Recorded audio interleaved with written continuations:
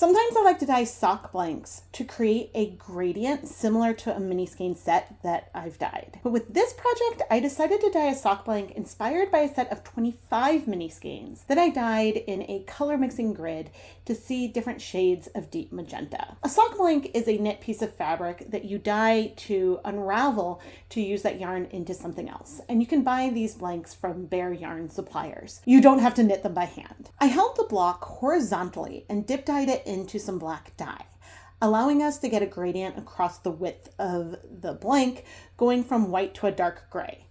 This is rotated from the way I normally dip dye, but again, I'm going for something evoking that grid. Next, I held the blank by one end and dipped the other end into deep magenta, giving us a gradient from the pale pink to a saturated pink along that direction. The finished blank is so cool. This blank will not knit up like one of the mini skein sets.